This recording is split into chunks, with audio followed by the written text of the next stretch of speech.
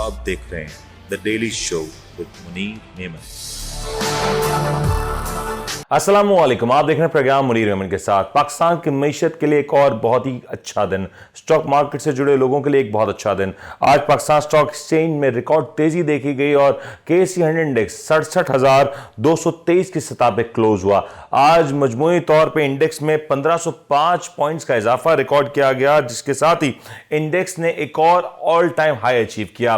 Pakistan stock exchange में लगातार तेजी का रुझान देखा जा रहा है और ये एक बड़ी वजह है कि पाकिस्तान स्टॉक एक्सचेंज से वाबस्ता इन्वेस्टर्स हैं, उनमें एक इत्मीनान और खुशी की लहर दिखाई देती है। लेकिन क्या पाकिस्तान स्टॉक एक्सचेंज की कारकर्दगी देरपा होगी? क्या पाकिस्तान स्टॉक एक्सचेंज में मौजूद जो कंपनीज हैं उनकी कारकर्दगी के ऊपर इस वक्त कुछ असरात हैं, मुस्बत असरात हैं, मनफी असरात हैं? वो असरात क्या है, उनके ऊपर बात करेंगे। इसके अलावा ये भी जरा तस्करा करेंगे जो मौजूदा शरह सूद है, इस शरह सूद के साथ ये स्टॉक मार्केट इस लेवल पे कितने अरसा तक सस्टेन कर सकेगी। ये सारे मामलात के हवाले से गुफ्तगू करने का हमारे साथ ज्वाइन करें सीनियर तजियाकार जनाब अतीक रहमान साहब। अतीक साहब अस्सलाम वालेकुम। वालेकुम अस्सलाम। अतीक साहब, एक सवाल बड़ा मासूमाना सा है कि एक जानिब इंडस्ट्री को देखें, वहां पे fuel crisis, energy crisis, shortage के मामलात नजर आते हैं, तो दूसरी जानिब हिस्सेस की बात करें तो वो ऑल टाइम हाई नजर आता है। इनफैक्ट ऐसी तेजी शायद लोगों ने इससे पहले कभी ना देखी थी। तो ये क्या डिस्पैरिटी है कि अगर हम जमीनी हकाइक देखें तो वो कुछ और नजर आते हैं, स्टॉक मार्केट को देखें तो वहां कुछ और सूरत हाल नजर आती है? जी, सबसे पहले तो बहुत बहुत शुक्रिया मुनीर, आपने लाइन पे लिया मुझे। और दूसरी बात ये कि मैं आपकी सुन रहा था और आपको मुबारक और सारी कौम को मुबारक कि हम एक्सपेक्ट कर रहे थे कि ये 70,000 पॉइंट्स पे जाएगा और हाईएस्ट एवर लेवल्स जो है ना अपने क्रॉस कर लेगा। ठीक है, बहरहाल अभी जो 66,000 प्लस जो भी है ये भी एक बहुत बड़ा जंप है, रिकॉर्ड जंप है और ऑल टाइम हाई है और हिस्ट्री क्रिएट हुई है। This is a very good effect. आपका सवाल बड़ा मौसर है और बहुत अच्छी बात आपने पूछी कि हर तरफ तो बड़ा अजीब सा सूरत हाल है और बिजनेस जो है उसके फॉर्चून्स कुछ ठीक नहीं नजर आ रहे, लेकिन हम देख रहे हैं कि हमारी जो पोर्टफोलियो इन्वेस्टमेंट है जिसमें लोकल और इंटरनेशनल इन्वेस्टर्स भी हैं और सब मिलकर के इंस्टीट्यूशनल डेवलपमेंट्स के साथ इसके सेंटीमेंट्स देख रहे हैं कि 100 इंडेक्स के बहुत जंपिंग वे में आगे जा रहा है। असल में हो रहा क्या है कि हम लोगों के पास कुछ थोड़ी सी रियल एस्टेट और कंस्ट्रक्शन की जो इन्वेस्टमेंट अपॉर्चुनिटीज थी वो थोड़ी सी मध्यम पड़ी हुई है और उससे क्या हो रहा है कि इन्वेस्टमेंट अपॉर्चुनिटीज और कहीं हमें इतनी मिल नहीं रही है। आप अभी इंडस्ट्री की बात कर ही रहे थे, तो देखें ये जो इन्वेस्टमेंट अपॉर्चुनिटीज है वो अगर इनको स्टॉक एक्सचेंज में नजर आती जो कि बड़ी फ्रूटफुल भी है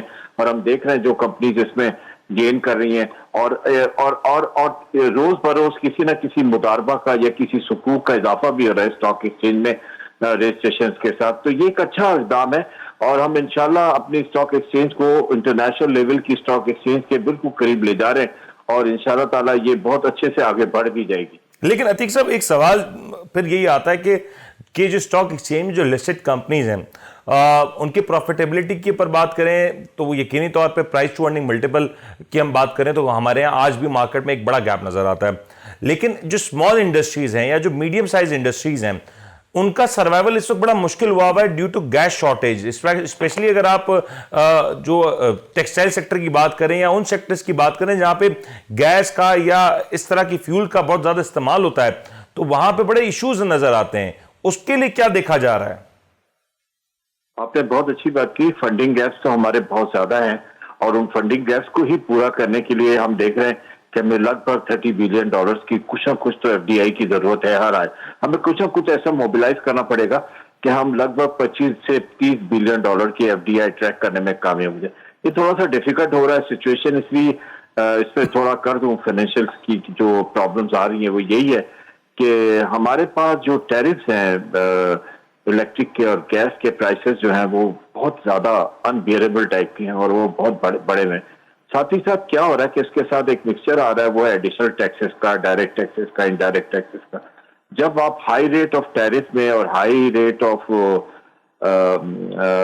क्या कहते हैं इंटरेस्ट रेट पे जाते हैं तो साथ साथ आप जब टैरिफ्स को मिलाते हैं तो हम देखते हैं कि हमारे इंडस्ट्रीज की कैपेसिटी, बिल्डिंग कैपेसिटी जो होती है ना, वो काफी ज्यादा खराब हो जाती है। और देखिए, फैक्चुअल बात यह है कि हाई कॉस्ट ऑफ प्रोडक्शन होने की वजह से हम किसी तरह भी इन्फ्लेशन को मीट नहीं कर पाते, और हमारा जो जनरल इन्फ्लेशन और साथ साथ हमारा फूड इन्फ्लेशन है, वो दिन पर दिन बढ़ता चला जा रहा है। और इसको हम लोअर करने के लिए हमें कुछ ना कुछ पैसों की जरूरत, जैसे मैंने अभी कहा, एफडीआई की जरूरत है। लेकिन अब देख रहे हैं कि आईएमएफ का जो फैसला हुआ था, जो 14 दिसंबर की उनकी अप्रूवल थी मीटिंग की, 3 बिलियन की फर्स्ट ट्रेंच हमें रिलीज करने की, उसमें भी थोड़ा सा डिले होता नजर आ रहा है। और वो डिले होने की कॉज सिर्फ यही है कि जो हमारे हायर यूटिलिटी चार्जेस की उनकी डिमांड है, उसको और हायर करने की डिमांड है, और इनडायरेक्ट टैक्सेस की, जिसकी मैंने पहले आपसे बात करी कि उनके बढ़ाने की डिमांड है।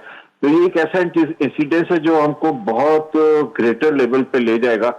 और हो रहा क्या है कि हम एफडीआई अट्रैक्ट करने में भी प्रॉब्लम फील कर रहे हैं, और हमारी जो कैपेसिटी बिल्डिंग है मैन्युफैक्चरिंग की, जो कि जिसमें वैल्यू एडेड इंडस्ट्री और import substitution industry, general industries और इस तरह की इंडस्ट्रीज वगैरह, ये सारे के सारे जो है ना, इस वक्त पूरे कंपोजिशन जो है इनकी, ये बहुत बड़ी प्रॉब्लम में आ गई है। और इसकी वजह से हमें एक रेवेन्यू थोड़ा सा हमें नजर आया है कि जहां से हम थोड़ा सा एफडीआई में एक प्लस पॉइंट जो हम कुछ थोड़ा सा एड बैक कर सकते हैं फॉरेन एक्सचेंज लाने में या फॉरेन डायरेक्ट इन्वेस्टमेंट्स की, वो हमारी क्लाइमेट फाइनेंसिंग है। प्राइम मिनिस्टर साहब ने बहुत मेहनत की पिछले दिनों, और वो जब COP28 में गए तो उन्होंने काफी लोगों को याद भी दिलाया कि भाई देखो, हमारी इकोनॉमी पे की एंजाइटी पे बहुत बात करते हो आप लोग, लेकिन आप देखो हम लोग एक वो नेशन है जो पिछले दिनों बहुत ज्यादा अफेक्टेड हुआ है कैलेमिटी से और फ्लड वगैरह से, जिससे तकरीबन हमारे 35 मिलियन लोग जो हैं वो इसका शिकार है। और हम तकरीबन एक इकोनॉमी में हमारे $20 बिलियन का ब्लैक होल क्रिएट हुआ। ये सारी चीजें हैं, तो हमें मदद चाहिए, और हमसे जो आप लोगों ने प्रॉमिस किए थे, जो प्लेजेस किए थे, आप उसको रिलीज करें। लेकिन हम देख रहे हैं कि हालांकि आप देखिए, वर्ल्ड बैंक कह रहा है कि पाकिस्तान को इस वक्त अपनी इकोनॉमी को इस कैलेमिटी से निकलने के बाद जब अपने पैरों पे खड़े होने की जरूरत है, तो उसका एस्टिमेट उससे $348 बिलियन का लगाया बाय 2030 तक, कि इतने पैसे तो पाकिस्तान को चाहिए ही चाहिए। लेकिन हम देख रहे हैं कि लोगों ने इसकी तरफ कुछ ज्यादा इतना ध्यान नहीं दिया है, फॉरेन इन्वेस्टर्स वगैरह ने। और जो जिसको कहते हैं ना सॉवरेन वेल्थ फंड्स जो है, जिनको स्ट्रगल करनी चाहिए अपने ट्रिलियंस ऑफ रुपीस की क्लाइमेट फाइनेंसिंग में, उससे पाकिस्तान का 8वां नंबर है जिसको ये मिलना चाहिए। अब मैं एक एग्जांपल देकर आपको बताता हूँ। आप देखिए ना, लिविंग इंडेक्स हमारा एक बड़ा अच्छा इंटरवेंशन है जो COP28 में पेश किया गया। इसकी डेवलपमेंट से क्या होगा कि हम लोग फ्लड से भी बच जाएंगे, ड्रॉट से भी बच जाएंगे, और ये छोटे बड़े सब आदमी के लिए बहुत अच्छा एक नतीजा हमारे पास आएगा अगर इसमें इन्वेस्टमेंट फंड्स आ गए। लेकिन हम देख रहे हैं हमारे पास इंटरनेशनल फाइनेंसिंग की सिर्फ कमिटमेंट $78 मिलियन की आई है, जबकि जरूरत हमें 11 से 17 बिलियन। तो इस तरह पाकिस्तान के पास बहुत सारे चैलेंजेस हैं जिनको मैंने किसी तरह बताने की कोशिश की। और वो अतीक साहब, ये योर पॉइंट टेकन। अब जरा एक बात ये बताएं, जो 12 तारीख को मॉनेटरी पॉलिसी अनाउंसमेंट एक्सपेक्टेड है, बहुत लोग मुख्तलिफ तरीके से इसको एंटिसिपेट कर रहे हैं। बहुत से लोगों का ख्याल ये है कि IMF की जो डिमांड्स हैं उसको देखते हुए शायद मॉनेटरी पॉलिसी अनचेंज रहे, लेकिन एक बहुत बड़ा तबका ये भी देख रहा है कि जो सूरत हाल है, जिस अंदाज से स्टॉक मार्केट परफॉर्म कर रही है, या जो मुख्तलिफ इंडिकेटर्स जिस तरफ इशारा कर रहे हैं, उसको देखते हुए एक्सपेक्ट किया जा सकता है कि मॉनेटरी पॉलिसी में एक कट आए। आपको क्या लगता है कि मॉनेटरी पॉलिसी चेंज होगी, अनचेंज होगी, और अगर चेंज है तो कितना % तक चेंज इसमें एक्सपेक्ट किया जा सकता है? ठीक है, देखिए, आई मे बी रॉन्ग, बट लेकिन मेरा तर्जिया हमेशा यही रहा है कि एक चीज पाकिस्तान में जब बढ़ जाती है ना, तो उसका कम होना बहुत मुश्किल होता है। अच्छा, ये IMF की हमेशा से, हेलो जी जी जी जी अतीक साहब, IMF की हमेशा से बात यह रही है कि वो हमेशा टाइटनिंग मॉनेटरी पॉलिसी की डिक्टेशन पे रहते हैं। अब जब हम IMF के पास जा ही रहे, बेशक अभी ये दिसंबर में नहीं हो रहा, या किसके करीब करीब किसी डेट में हमारी चीजें फाइनलाइज उनके साथ हो जाएंगी, तो हमको उनके वो टाइटनिंग मॉनेटरी पॉलिसी का तो करना पड़ेगा। एक अजीब सा एक इन्होंने फिनोमेना दिया हुआ है, और वो फिनोमेना ये है कि आई डोंट नो किस हद तक ये कितना सही है कि जो टाइटनिंग मॉनेटरी पॉलिसी है वो इन्फ्लेशन को कंट्रोल कर देती है। लेकिन आप देख रहे हैं सालों से टाइटनिंग मॉनेटरी पॉलिसी चल रही है, हमारे इन्फ्लेशन कंट्रोल तो नहीं हो रहा, इन्फ्लेशन तो बढ़ता चला जा रहा है। और मैंने दोनों कैटेगरीज आपको बता दी इन्फ्लेशन की, कि जनरल इन्फ्लेशन भी बिल्कुल आउट ऑफ कंट्रोल हुआ हुआ, और फूड इन्फ्लेशन तो बिल्कुल बहुत ही ज्यादा परेशान कुन हालात में, क्योंकि हर चीज महंगी, हर चीज महंगी। अल्लाह पाक का शुक्र है कि हम लोगों की क्रॉप्स इस बार बहुत अच्छी हुई, वीट, राइस और कॉटन वगैरह, और हम देख रहे हैं पोटैटो और टोमेटो वगैरह भी ठीक हो रहा है और हमें इंपोर्ट नहीं करना पड़ेगा। वो एक अच्छी सूरत हाल है, लेकिन फिर भी हम देख रहे हैं कि टाइटिंग मॉनेटरी पॉलिसी की सूरत हाल है और IMF का जो इंटरवेंशन है वो बड़ा सीरियस है हमारे पास और क्रूशियल है। तो हम देख रहे हैं कि इसमें कोई ऐसी चेंजेस मुझे होती नजर नहीं आ रही। बट अगर मैं लॉन्ग टर्म या मीडियम टर्म की बात करूं कि 6 months down the road, do you think कि ये मॉनेटरी पॉलिसी का रेट बिलो 20 या अराउंड 15% भी हो सकता है? वेल मेरा तो नहीं लगता, मैं तो आपसे एग्री नहीं कर रहा इस बात से। मैं समझता हूं कि कोई चेंजेस आएंगे नहीं, इतनी जरूर इसकी र्यूमर है और जरूर इस पे बातचीत है, लेकिन अगर आप फाइनेंशियल कंडीशंस देखें और इन्फ्लेशन को कंपेयर करें तो अभी हमने काफी तफसील में इस बात को देख लिया कि हमारे FDI ट्रैक करने में प्रॉब्लम हो रहा है और हम देख रहे हैं कि हमारे इसका एक और रिवर्स सिनेरियो ये भी हो सकता है कि जिस अंदाज से हम देख रहे हैं कि मॉनेटरी पॉलिसी जो रेट था वो इंक्रीज हो रहा था, एटलीस्ट ये समझा जा सकता है कि इसमें मजीद इंक्रीमेंट नहीं होगा। हाँ, ये समझा जा सकता है, बिकॉज आप देखिए कि कॉस्ट ऑफ क्रेडिट जो है और हम देख रहे हैं कि साथ में जो हमारा एक्सेस टू फाइनेंस है वो बहुत प्रॉब्लम है। एक्सेस टू फाइनेंस को प्रॉब्लम में होने की वजह से क्या हो रहा है कि बिजनेस कम्युनिटी को इसका बहुत बड़ा एक प्रॉब्लम आ रहा है। होता क्या है कि जो 68% तक, मैं समझता हूँ 68 to 70% गवर्नमेंट बोरिंग पे सारा बैंक का पैसा चला जाता है। जो थोड़ा सा पैसा बचता है उसमें कोई एलोकेशन इन्होंने नहीं किया कि ये SMEs के लिए एलोकेशन है, किसके लिए।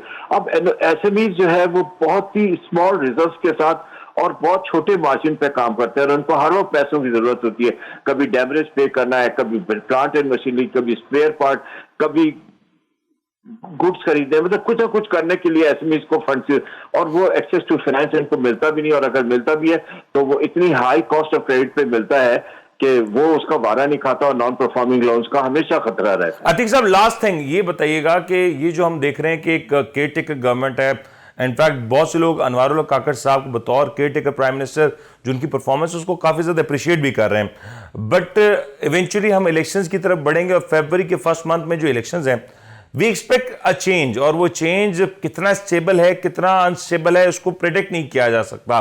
डू यू सी के जो चेंज ऑफ पावर होगा या जो ट्रांजिशन ऑफ पावर होगा उसमें पाकिस्तान इकोनॉमी को एक हल्का फुल्का शॉक लग सकता है, या ये जो नंबर्स हमें पॉजिटिव होते नजर आ रहे हैं उसमें कहीं ना कहीं एक बैरियर आ सकता है?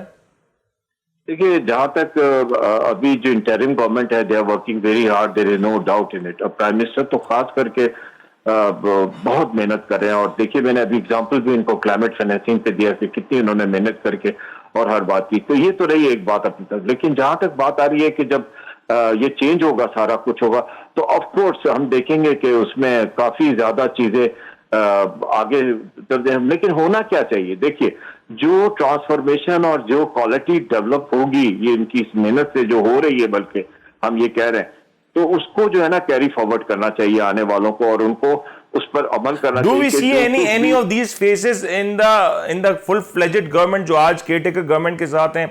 क्या वो चेहरे उनमें से, या उनमें से कुछ चेहरे हमें एक मुस्तकिल हुकूमत जब बनेगी उसमें भी नजर आएंगे? देखिए, जो लोग अच्छा काम कर रहे हैं, मैं समझता हूँ वो मुल्क के लिए बहुत अच्छे हैं और वो सबसे ज्यादा लॉयल हैं इकोनॉमी के लिए, और इकोनॉमी में जो परेशान कुन हालात से पाकिस्तान गुजरा है या गुजर रहा है, तो उसमें वो काम कर रहे हैं, अपना किरदार अदा कर रहे हैं कि किसी तरह रिड्रेस कर दें उन ग्रीवेंसेस को जो इकोनॉमी में हमारी क्रिएट हो गई, या anxiety economy as such create होगी। तो वो उसके लिए जब मेहनत करें, तो मैं समझता हूँ कि एज ऑफ देयर एक्सपर्टाइज उनको तो मेरे ख्याल लेना चाहिए नेक्स्ट गवर्नमेंट में भी, और उनको कंटिन्यू करना चाहिए। अतीक साहब, एक चीज फाइनल ये बताइएगा कि बहुत से लोग स्टॉक मार्केट को बड़ा क्लोजली वॉच करते हैं, लेकिन वहीं पे हम देखते हैं कि जब स्टॉक मार्केट में बूम होता है और फिर क्रैश होता है, कहीं ना कहीं एक इक्विलिब्रियम हम नहीं अटेन कर पाते कि हमारे स्टॉक मार्केट एक कंसिस्टेंट पेस पे चलती रहे। आपको लगता है कि जहां जो इन्वेस्टर्स हैं उनके लिए इस वक्त कम से कम इस बात का कोई डर खौफ नहीं होना चाहिए कि market in any way as of now जो कंडीशंस हैं उन पे कोई क्रैश कर सकती है, या एक बड़ा रिवर्सल हो सकता है? एक छोटी मोटी करेक्शन हो सकती है लेकिन शायद बड़ा रिवर्सल ना हो। वो जो बात की जाती है, वो जो बलून की बात की जाती है और क्रैश ऑफ बलून्स की बात होती है, मैं समझता हूं कि अब इतनी स्टेबिलिटी मेरे ख्याल में डेवलप हो गई कि बार बार हमारी स्टॉक एक्सचेंज ऊपर की तरफ जा रही है और अपने लेवल्स को हाईएस्ट लेवल पे करके प्रोड्यूस करती है। तो ऐसा कुछ हो रहा नहीं है, तो इंशाल्लाह ताला ऐसा कुछ होगा भी नहीं। और मैं समझता हूँ स्टेबिलिटी ये रहेगी, ताकि तभी तो देखिए ना आप नए नए वेंचर्स और नए सकूक्स और बॉन्ड्स वगैरह इसमें दाखिल हो रहे हैं, और हम देख रहे हैं कि इसमें इन्वेस्टमेंट्स आ ही रही है मुस्तकिल, और हमेशा इंस्टीट्यूशंस का सपोर्ट रहा है, और इस बार तो बहुत अच्छा सपोर्ट रहा है इंस्टीट्यूशंस। बहुत बहुत शुक्रिया। अतीक और रहमान साहब हमारे साथ मौजूद थे, as a senior financial analyst हमारे साथ ज्वाइन कर रहे थे और बता रहे थे कि इस जो पाकिस्तान की माशी सूरत हाल है, तमाम तरह इशारे इस वक्त मुस्बत नज़र आते हैं। पाकिस्तान में शरह सूद की जहाँ तक बात की जाती है उसमें एक मिनिमम डिस्काउंट ज़रूर हो सकता है, लेकिन कोई major cut as of now expected नहीं है। साथ साथ ये भी देखते चलें कि जो स्टॉक मार्केट की परफॉर्मेंस है वो काफ़ी ज़्यादा कंसोलिडेटेड है, और ये परफॉर्मेंस शायद इसी तर्ज पर कंटिन्यू कर सकती है, giving the situation remain same. और जिस अंदाज से एक ट्रांजिशन पीरियड की जब बात होती है कि स्टॉक मार्केट की बात करें या दीगर पाकिस्तान के ओवरऑल इकॉनमी की बात करें, तो पाकिस्तान में जब भी चेंज ऑफ पावर होता है या ट्रांसफॉर्मेशन ऑफ पावर होता है तो वहां पे हम देखते हैं कि एक छोटा सा सेटबैक जरूर होता है, लेकिन गिविंग सर्कमस्टांसेस में शायद ये देखा जा सकता है, एंटिसिपेट किया जा सकता है कि आने वाले दिनों में जो ये कुछ होगा इतना ज़्यादा वेवर्ड और कैओटिक नहीं होगा। इनफैक्ट एक स्मूथ ट्रांजिशन अगर हो जाती है तो यहाँ पे कोई बड़ा इफेक्ट भी ना हो और शायद मार्केट उससे आगे की तरफ भी बढ़ सकती है। प्रोग्राम में एक ब्रेक शामिल करते हैं, ब्रेक के बाद हाजिर होते हैं।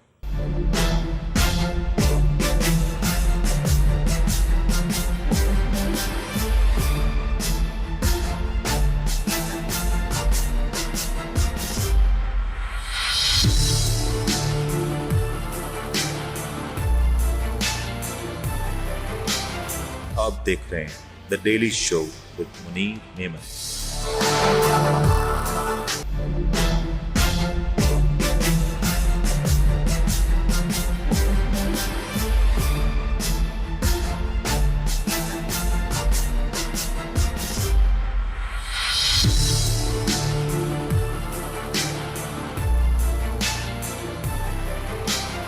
आप देख रहे हैं the daily show with Munir नेमत।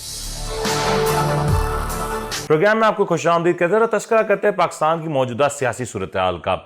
जैसे कि सब जानते ही हैं कि मियां मोहम्मद नवाज शरीफ साहब के बहुत से केसेस इस वक्त अदालतों में जेर इल्तवा हैं। मियां मोहम्मद नवाज शरीफ साहब की वतन वापसी के साथ ही बहुत से ऐसे केसेस और ऐसे मामला हैं जिनके साथ ये लगने लगा है कि मियां मोहम्मद नवाज शरीफ साहब को क्या इलेक्शन से पहले एक क्लीन चिट मिल सकेगी और क्या वो बतौर कैंडिडेट इलेक्शन में पार्टिसिपेट कर सकेंगे या नहीं, या फिर मुस्लिम लीग नून की सदारत वो करने में कामयाब होंगे या नहीं। ये सारे मामला ऐसे हैं जो नून लीग बड़ी कीनली ऑब्जर्व करी है। दूसरी जानिब पाकिस्तान तहरीक इंसाफ के लिए मामला और ज़्यादा मुश्किल होते जा रहे हैं, जहां पे एक जानिब तोशाखाना केस के मामलात हैं तो दूसरी जानिब इंट्रा पार्टी इलेक्शन का मामला भी ऐसा है जो काफ़ी ज़्यादा मौजूद बहस बना हुआ है। प्रोग्राम में इसी हवाले से गुफ्तगू करने का हमारे साथ ज्वाइन कर रहे हैं सीनियर कानूनदान एडवोकेट नासिर अजीम साहब। जरा इनसे जानने की कोशिश करते हैं कि आखिर ये जो लीगल इशूज़ हैं इनका क्या मामला हो सकता है और उनके नताइज क्या मुमकिन तौर पर आ सकते हैं। नासिर साहब अस्सलाम वालेकुम।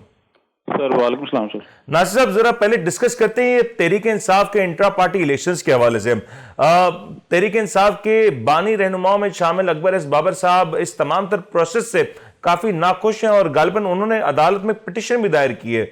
इस इलेक्शन का क्या नतीजा निकलेगा या इस इलेक्शन को लेकर जो सवालात उठाए जा रहे, जो एम्बिग्यूटीज हैं, क्या वो क्लियर होती नजर आ रही हैं? बहुत शुक्रिया मुनीर साहब आपका, आपके चैनल का। जहां तक बात अकबर एस बाबर की दरख्वास्त की हम करें, इलेक्शन कमीशन में उन्होंने दरख्वास्त को दायर किया और inter party election Pakistan Tehreek Insaf को चैलेंज करते हुए उससे एक दिन पहले उन्होंने प्रेस कॉन्फ्रेंस इस्लामाबाद की जो प्रेस क्लब है वहां पर की और मुख्तलिफ सहाफियों के सवाल भी मैंने सुने जो प्रेस कॉन्फ्रेंस में उनसे किए गए और बड़ी वैलिड क्वेश्चन थे और उनके जवाब भी बड़े दबंग आए। जहां तक बात अकबर एस बाबर की आप करें तो आपको याद होगा फॉरेन फंडिंग केस भी उन्होंने अपने हक में करवाया और पाकिस्तान तहरीक इंसाफ के खिलाफ किया था। अकबर एस बाबर की जो ये दरख्वास्त है, अगर कानूनी एतबार से देखा जाए, आईनी एतबार से देखा जाए, पाकिस्तान तहरीक इंसाफ के कानून और आइन के एतबार से देखा जाए, जो कॉन्स्टिट्यूशन पाकिस्तान तहरीक इंसाफ की पार्टी का है उसके मुताबिक देखा जाए तो जो इलेक्शन अभी इंट्रा पार्टी करवाए गए वो कानून के मुताबिक नहीं हुए। उसकी वजह यह है कि इलेक्शंस को आप अगर जमहूरी अंदाज से करवाते तो आप इलेक्टेड लोगों को फौरन ना ले लेते या उनको इलेक्टेबल्स ना बना लेते पार्टी के अंदर भी। आपने देखा होगा कोई ऐसे 2 पैनल नहीं आए जिनका इलेक्शन कॉन्टेस्ट करवाया जाए। मैं आपको एक बात और करता बिला मुकाबला जो लोग जीते हैं वो बिला मुकाबला जीत गए, बिला मुकाबला जीते, लेकिन उस प्रोसेस को प्रॉपर अडॉप्ट नहीं किया गया जो टाइम फ्रेम कॉन्स्टिट्यूशन में पाकिस्तान तहरीक इंसाफ के होता है और जो प्रोसेस अडॉप्ट करना था। अब मैं आपको एक और बात बता दूं, अगर कोई कॉन्टेस्ट करना भी चाह रहा था तो उसको मैनेज कर दिया गया, जो कानूनी हुक्म थे वो रह गए। और इसके लेकिन नासिर साहब हमारे आमतौर पर जो पॉलिटिकल पार्टीज हैं उनमें जो इंट्रा पार्टी इलेक्शन वो बराए नाम ही होते हैं, हम सब जानते हैं कि वो किस अंदाज में होते हैं, उनका तरीकेकार क्या होता है, वो तकरीबन एक फिक्स मैच होता है। ठीक बात है, लेकिन जहां तक पाकिस्तान तहरीक इंसाफ के कॉन्स्टिट्यूशन को अगर पढ़ा जाए तो उसके मुताबिक ये जो इलेक्शन हुआ है, मैं अपना बताना चाह रहा हूं मुनीर साहब, ये थोड़ा सा डिफरेंट हुआ है। नून लीग की बात करें, पीडीएम की बात करें, पीपल्स पार्टी की बात करें या किसी और जमात की बात करें, उनके कॉन्स्टिट्यूशन डिफरेंट है। हर पार्टी ने अपने आइन के मुताबिक चलना होता है। पहले पार्टी का आइन आता है, फिर पाकिस्तान का आइन आता है। तो जो पार्टी का आइन है, कॉन्स्टिट्यूशन है, जो कि इलेक्शन कमीशन में सबमिट है, इलेक्शन कमीशन से पास हुआ आइन है, उसके मुताबिक ये जो इलेक्शन है, अब अकबर एस बाबर इलेक्शन लड़ना चाह रहे थे, जो मेरी इंफॉर्मेशन है। अकबर एस बाबर चाहते थे कि वो चेयरमैन का इलेक्शन लड़ें और पार्टी, उन्होंने प्रेस कॉन्फ्रेंस में भी कहा कि मैं, इमरान खान ने कहा था जब पार्टी पे मुश्किल आए तो अकबर आप पार्टी को संभाल लेना। तो जो ये मामला था, अकबर एस बाबर ने डॉक्यूमेंट्स कहां सबमिट करवाने थे बतौर चेयरमैन, अकबर एस बाबर ने वोट किससे लेनी थी, ये वजह नहीं किया गया मामला जो आइन के मुताबिक है। मैं आपको बता दूं, जो बाय लॉज हैं पाकिस्तान तहरीक इंसाफ के, जब मैं पीटीआई का हिस्सा हुआ करता था तो ये बाय लॉज हमारे हाथ के बने हुए हैं, हम ही इनको तशरीह करके बताते थे, हम लोग ही इनको मामलात दिखाते थे कि ये आईना है इसका, इस तशरीह का, ये आइन का। अब बात ये है कि जो करना चाहिए था या होना चाहिए था वो पाकिस्तान तहरीक इंसाफ अडॉप्ट नहीं कर सकी। अकबर एस बाबर की जो दरख्वास्त है जो उन्होंने इलेक्शन कमीशन में दायर की है, उसकी जो एक्सपेक्टेशंस हैं, मुझे ऐसे लगता है कि इंट्रा पार्टी इलेक्शन भी कलदम हो जाएंगे और इंट्रा पार्टी इलेक्शन कलदम होने चाहिए कानूनी एतबार से, आईनी एतबार से। पाकिस्तान तहरीक इंसाफ के कॉन्स्टिट्यूशन के मुताबिक देखा जाए तो अगर अकबर एस बाबर कैंडिडेट नहीं बन सके तो इसका मतलब है जो दरीना कारकुन, दरीना लोग पार्टी के रहे हैं। नासिर, इस वक्त तक अगर हम बात करें तो अकबर एस बाबर साहब ही मंजर आम पर आए, दीगर आपको तहरीक इंसाफ के ऐसे रहनुमा दिखाई दिए जो मंजर आम पे आए हों, जिन्होंने इंट्रा पार्टी इलेक्शंस के हवाले से यही सारे इल्जामात लगाए जो अकबर एस बाबर साहब लगा रहे हैं? बात यह है कि जो बाकी लोग हैं वो तो आपको पता है कि मुंतज़ आम पर भी नहीं, कुछ लोग रूपोश, बहुत सारे लोग तो पाकिस्तान तहरीक इंसाफ को छोड़ चुके हैं। मेन लोग तो पाकिस्तान तहरीक इंसाफ में लॉयर्स रह गए हैं। लॉयर्स के अलावा अगर देखा जाए तो अकबर एस बाबर ऐसी शख्सियत हैं जिन्होंने पाकिस्तान तहरीक इंसाफ को शुरू के दिनों से लेकर, क्या लॉयर्स का कोई ग्रुप उनके साथ मौजूद है या वो तनहा खड़े हैं या उनके साथ उनका कोई सपोर्ट सिस्टम है? क्योंकि इवेंचुअली अगर इलेक्शंस भी होने हैं तो इलेक्शन में भी उन्हें सपोर्ट की जरूरत पड़ेगी, वोट्स की जरूरत पड़ेगी। तो क्या आपको लगता है कि इतनी तादाद में उनके साथ लोग हैं जो उनकी आवाज में वेट ऐड कर सके? मैं आपको एक बात क्लियर कर दूं, मैंने ना 2021 में पाकिस्तान तहरीक इंसाफ को छोड़ा था और उसके बाद किसी पॉलिटिकल पार्टी को ज्वाइन नहीं किया। तो मैं बताना ये चाह रहा हूं मुनीर साहब कि आज से 9 से 10 साल पहले मैंने यूनियन काउंसिल का इलेक्शन पाकिस्तान तहरीक इंसाफ की पार्टी का लड़ा था। इसका तरीकाकार ये है कि पहले यूसी के इलेक्शन होते हैं, यूसी के इलेक्शन होने के बाद वो डिस्ट्रिक्ट को वोट डालते हैं, डिस्ट्रिक्ट का प्रेसिडेंट इलेक्ट करते हैं, जो जिलों के प्रेसिडेंट हैं वो रीजन को करते हैं, रीजन के बाद रीजन के सूबाई और सूबाई के बाद फिर वफाक होता है।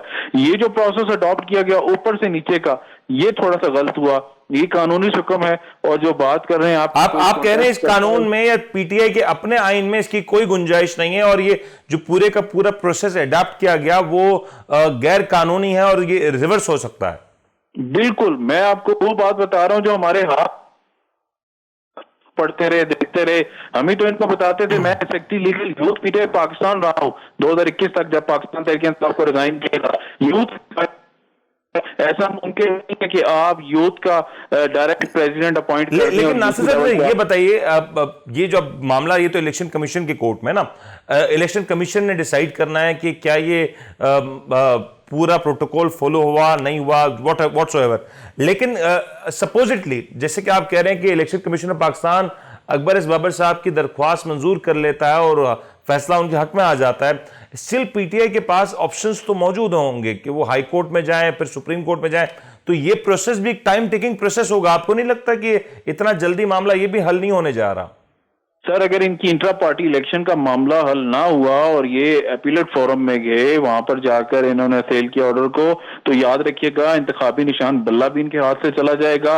और दूसरी बात ये करता चलूं, जो बानी इनके हैं पाकिस्तान तहरीक-ए-इंसाफ के जनाब इमरान खान साहब, वो भी नाअहलियत की जानिब जा रहे हैं। जो उनकी फाइल देखी जाए तो ये सारी सिचुएशन इन्होंने अपने लिए खुद ट्रबल क्रिएट कर दी है। इन्हें प्रोसेस एज ऑफ नाउ जो ग्राउंड पे जो रियलिटी है, क्या तहरीक इंसाफ जो कॉन्फिडेंट नजर भी आ रही है, इनफैक्ट तहरीक इंसाफ के अगर मुख्तलिफ रहनुमाओं से सुने या वकला से सुने तो वो यही कहते हैं कि तहरीक इंसाफ को ना सिर्फ बल्ले का निशान अलॉट होगा, बल्कि तहरीक इंसाफ बल्ले के निशान पे इलेक्शन भी लड़ेगी और मुस्तकबिल में भी ये बल्ले का निशान तहरीक इंसाफ के पास ही रहेगा।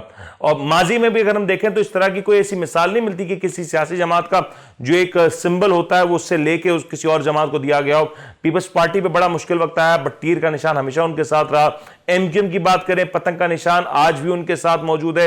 बहुत से इश्यूज है उनके बानी रहनुमा के ऊपर, बहुत से इश्यूज है। नून लीग की बात करें तो वहां भी शेर का निशान है, वो आज भी नजर आता है। तो आपको लगता है कि तहरीक इंसाफ के हवाले से ये प्रेसिडेंट सेट हो सकता है? बात ये मुनीर साहब, जब इलेक्शन कमीशन आपको हुक्म फरमाता है कि आपने इतने दिनों में अपने आइन के मुताबिक इलेक्शन प्रोसेस को करवाकर उसकी रिपोर्ट सबमिट करवानी है, और रिपोर्ट सबमिशन की डेट भी इनिशियल जो डेट थी वो विद इन 7 डेज थे।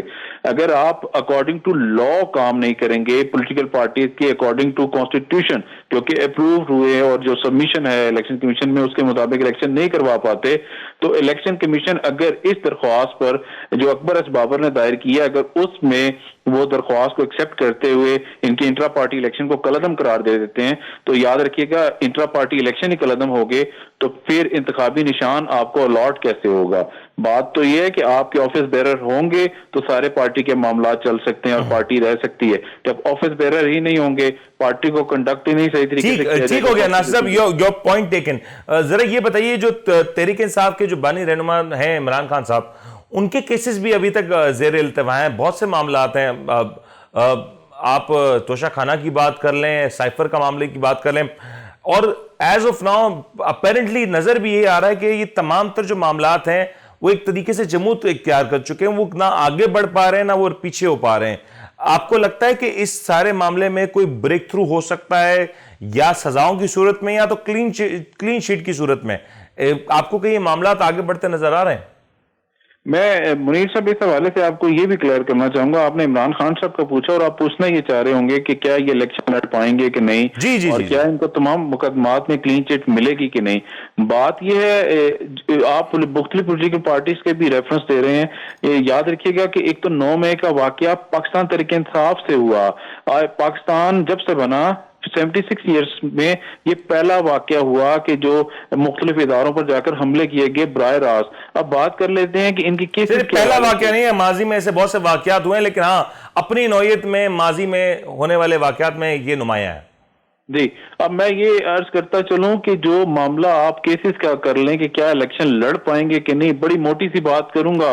जो पाकिस्तान तहरीक-ए-इंसाफ के वो वर्कर्स और वो कारकुन जो रह चुके हैं और जो रह गए हैं क्योंकि मतलूब में मुख्तलिफ मुकदमात में और एब्सकॉन्डर कहलाए जा चुके होंगे, जब तक वो गिरफ्तारी नहीं देते, और गिरफ्तारी देने वालों को आपको पता है कि पॉलिटिकल पार्टी वो चेंज कर जाते हैं 2-4 दिन की सोबतों को बर्दाश्त किए बगैर। पॉलिटिकल पार्टी का बयान मैं अर्ज ये करना चाह रहा हूं कि जो वो लोग हैं उनके तो कागजात नामजदगी एक्सेप्टेंस ही नहीं होगी। कागजात नामजदगी ऐसे लोगों की आने वाले वक्त में मुस्तरद कर दी जाएगी जब आप कागजात नामजदगी दाखिल करेंगे। इनको चाहिए, ये पाकिस्तान तहरीक-ए-इंसाफ के लिए एडवाइस है। मैं कल सुन रहा था कि इनके लीडर हैं रहनुमा, अब लीडर्स तो सारे लॉयर्स ही रह गए हैं, वो फरमा रहे थे कि 40% लोगों वकला को टिकट देंगे। मैं इनको ये रिक्वेस्ट भी करना चाहूंगा और एडवाइस भी करना चाहूंगा, नए तमाम चेहरे एनर्जेटिक यंग लड़के जो मार भी बर्दाश्त कर सके और सोबत भी, उनको टिकट दें और 100% लॉयर्स को टिकट दें अगर आप चाहते हैं कि पाकिस्तान तहरीक-ए-इंसाफ कॉन्टेस्ट कर सके। अगर ये फॉर एग्जांपल इस्लामाबाद में एक रहनुमा रह गया है जो एक दौर में मैंने लड़ा था, उसको टिकट देंगे तो याद रखिएगा कागज उनके भी एक्सेप्टेंस की जानिब नहीं जाएंगे। खान साहब के जहां तक कागजात नामजदगी की बात करें, अब वो बानी हो गए हैं और बानी के कागजात नामजदगी। लेकिन नासिर साहब यही सवाल भी है ना कि जो खान साहब के केसेस हैं, अगर आप देखें साइफर के मामले पे कोई ऐसा बड़ा ब्रेक थ्रू हालिया दिनों में होता हुआ नजर नहीं आया। आप तोशाखाना केस की बात करें, वहां भी मामलात बहुत गुमगू की कैफियत इख्तियार करते दिखाई दे रहे हैं, ब्रेक थ्रू नहीं हो पा रहा। और ये आपको भी पता है कि जितना अरसा ये मामलात ब्रेक थ्रू की तरफ नहीं बढ़ते तो ये केस अपेरेंटली कमजोर होता है, और जहां केस कमजोर होता है वहां पे जो मुलजिम होता है उसको ही बेनिफिट जाता है कि वो कहीं ना कहीं उसको अपने हक में इस्तेमाल कर सकता है। एज ऑफ नाउ ये तमाम तो सूरत हाल अगर क्लियर नहीं होती, अगर इसके ऊपर सजाएं नहीं सुनाई जाती, तो अपेरेंटली तो खान साहब बेनिफिशियरी होंगे इस सारे सिस्टम में। मैं आपको अर्ज करता चलूं, जिन मुकदमात का मुनीर साहब आप जिक्र कर रहे हैं, आप ठीक फरमा रहे हैं। अगर 8 फरवरी के इलेक्शन से पहले पहले इनके सारे मामलात क्लियर नहीं होते तो इनको तो कोई फायदा नहीं होने वाला। अगर इंट्रा पार्टी इलेक्शन टाइम से करवा कर ये अगर वो दरख्वास्त एक्सेप्ट कर ली जाती है, इंट्रा पार्टी इलेक्शन कलअदम हो जाते हैं, तो इनका इंतखाबी निशान जा सकता है। तीसरी बात करता चलूं कि आप इमरान खान साहब के हवाले से जैसे जिक्र कर रहे हैं कि उनको रिलीफ मिल सकता है, तो रिलीफ तो मिल जाएगा। जो इलेक्शन कमीशन में इमरान खान के खिलाफ एक दरख्वास्त और भी चल रही है, अगर उसमें नाअहलियत हो जाए तो इमरान खान इलेक्शन भी नहीं लड़ सकेंगे। नाअहल हो जाते हैं, बाकी मुकदमात से फारिग हो जाते हैं, बरी हो जाते हैं, और अगर इनका इंतखाबी निशान छिन जाता है तो आगे तारीख है, आगे मतलब रोशनी नजर नहीं आ रही इनके हवाले से। और मियां साहब का अगर तस्करा करें, क्योंकि वहां पे भी सूरत हाल कुछ कंट्रास्टिंग सी है। मियां साहब के मामलात अगर बात करें तो वहां पे अल अजीजिया केस का जब रेफरेंस होता है तो उसके ऊपर समात हो रही होती है, वहां पे सूरत हाल अलग नजर आती है, वहां पे नैब का लबो लहजा भी मुख्तलिफ नजर आता है। आपको लगता है कि मियां साहब की भी बहाली हो सकती है इलेक्शन से पहले, क्योंकि वक्त तो है अभी भी के मामला तय हो सकते हैं? मैं मियां नवाज शरीफ साहब के हवाले से ये बात करता चलूं कि अगर मामला तय ना होते तो मियां नवाज शरीफ साहब पाकिस्तान ही ना आते। आपको याद होगा कि इनके घर में एक डेथ हुई तो उसके साथ भी ये नहीं आए थे। अब बात कर लेते हैं कि इनके मुकदमात की रेफरेंस हो या मुख्तलिफ और मुकदमात हो, मियां नवाज शरीफ साहब को रिलीफ हो सकता है 8 फरवरी से पहले ही मिल जाए और वो इलेक्शन भी कॉन्टेस्ट करने के काबिल हो जाए। लेकिन एक बात और करता चलूं कि आपने देखा होगा कि मियां नवाज शरीफ की चौधरी शुजात से भी मुलाकात हुई है। मियां नवाज शरीफ ने कल ऐलान किया कि वो आसिफ अली जरदारी से भी मिलने जा रहे हैं। तो दरमियान में कुछ ऐसे मामलात भी चल रहे हैं जिसको वो पाइपलाइन करना चाह रहे हैं और उसको ठीक जगह में लेके जाना चाह रहे हैं। कुछ है मामलात जो थोड़े बहुत रह गए हैं क्लियर करने के लिए, बाकी जो मुकदमात हैं वो तो अदालतों ने ही उनको क्लियर करना है और अदालतों ने ही देखना है कि क्या इन मुकदमात में अपेरेंटली आपको लग रहा है कि सारे मामलात वक्त से पहले क्लियर हो जाएंगे? मुझे ऐसा लगता है कि मियां नवाज शरीफ आने वाले वक्त में 8 फरवरी के बाद नेक्स्ट प्राइम मिनिस्टर हैं आपके। बहुत बहुत शुक्रिया। नासिर अजीम साहब हमारे साथ मौजूद थे और अपनी कानूनी राय का इजहार कर रहे थे और बता रहे थे कि इस वक्त तहरीक इंसाफ के लिए इंट्रा पार्टी इलेक्शन से लेके दीगर और से बहुत से महाज हैं जो कि यकीनी तौर पर तहरीक इंसाफ को इस वक्त परेशान कर रहे हैं। लेकिन साथ साथ ये बात भी कहना बहुत ज़रूरी होगी कि पाकिस्तान में सियासत कब कहाँ किस करवट बदल जाए, कौन सा मौजू कौन सी चाल किसके हक में बैठ जाए, ये कहना बहुत ही मुश्किल होता है। उम्मीद करते हैं आपको आज का प्रोग्राम पसंद आया होगा। अपने मेज़बान उनको इजाज़त दीजिए, अपना ख्याल रखिएगा। अल्लाह हाफ़िज़।